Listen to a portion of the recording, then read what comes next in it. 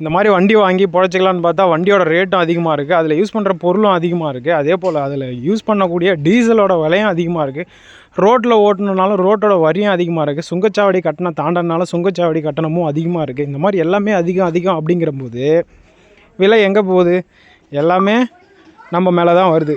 சரிங்களா? அப்போ நம்ம என்ன பண்ணணும், ஒரு ஹவருக்கு ஒரு கரெக்டான ஒரு ரேட்டை வந்து ஃபிக்ஸ் பண்ணி அதை வாங்க ஆரம்பிக்கணும். அது எல்லாத்தையும் ஒத்துமையாக பண்ணோன்னா தான் நீங்கள் சக்ஸஸ் அடைய முடியும். சரிங்களா? அப்போ என்ன தெரியுது இதிலிருந்து, விலையேற்றத்தின் காரணமாக இந்த போராட்டம் வந்து 1 மணி நேரத்துக்கு 1500 ரூபாய் என்ற விலையை நிர்ணயம் செய்ய வேண்டும். சரிங்களா?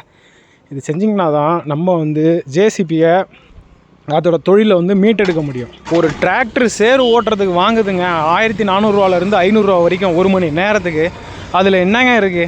ஒரு மெயின்டெனன்ஸும் அதிகமாக கிடையாது. ஸோ அந்த வண்டிக்கு வந்து பார்த்திங்க அப்படின்னாக்கா அவ்வளோ வந்து வாங்குறாங்க. அப்போ நம்ம வந்து என்ன பண்ணணும், ஒரு தடவை நீங்கள் கிரீஸ் அடிக்கணும், எல்லா பின்னுக்கும் 65 பின்னுக்கு அடிக்கணும் அப்படின்னாக்கா 2 கன்று கிரீஸு, ஒரு கன்னில் எப்படியும் குறைஞ்சபட்சம் 1 கிலோவாது தேவைப்படுங்க. ஸோ இந்த மாதிரி இருக்கும்போது நம்ம அப்போது என்ன பண்ணணும் பாருங்கள், 1 மணி நேரத்துக்கு எவ்வளோ ஃபிக்ஸ் பண்ணால் நமக்கு கரெக்டாக கட்டுப்படி ஆகும். ஆப்ரேட்டர் சம்பளம் இருக்குது, வண்டி மெயின்டெனன்ஸ் இருக்குது, டீசல் இருக்குது, இது எல்லாமே இருக்குது.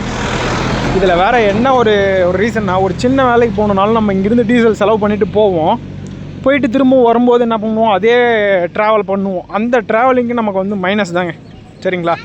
ஸோ இதெல்லாம் சரி கட்டணும், இந்த தொழிலை வந்து திரும்பவும் மீட் எடுக்கணும் அப்படின்னா கண்டிப்பாக நம்ம என்ன பண்ணணும் அப்படின்னா, நீங்கள் எல்லோரும் ஒட்டுமையாக சேர்ந்து அந்த 1 மணி நேரத்துக்கு 1500 ரூபாய், அதான் நீங்கள் கம்மியாக ஓட்டினாலும் உங்களுக்கு தான் லாஸு, அதிகமாக ஓட்டினா உங்களுக்கு தான் ப்ராஃபிட்டு. ஸோ மற்றவங்க எடுத்துகிட்டு போகிறது கிடையாது, உங்கள் காசை நீங்கள் தான் எடுத்துகிட்டு போகிறீங்க. அதனால் முடிஞ்ச அளவுக்கு கம்மியாக ஓட்டாதீங்க யாரும், எல்லாருமே ஒத்துமையாக ஒரே ரேட்டை ஓட்டுங்க, உங்களுக்கு தான் ப்ராஃபிட்டு. சரிங்களா?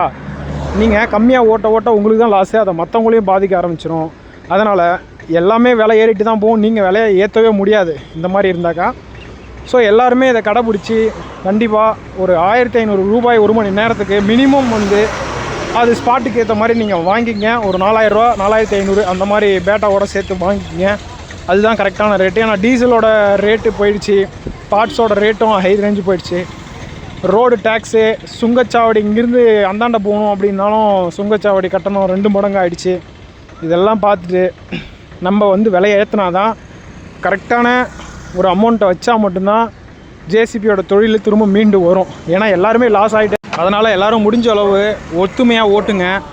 நீங்கள் 1500 ரூபா சொல்லி 1300 அப்படிலாம் ஓட்டாதீங்க. சரிங்களா? ஒரு 50 ஹவர் இல்லை ஒரு மாதம் வேலை தராருன்னா அவருக்கு ஒரு 100 ரூபா கம்மியாக ஓட்டலாம், தப்பு கிடையாது. சரிங்களா? அதை எல்லோரும் மனதில் கருதி கொண்டு ஜேசிபி தொழிலை திரும்ப மீண்டு வரணும் அப்படின்னா கண்டிப்பாக நீங்கள் இதை பண்ணியே ஆகணும். எல்லோரும் ஒத்துமையாக இருங்க, ஒத்துமையாக ஓட்டுங்க.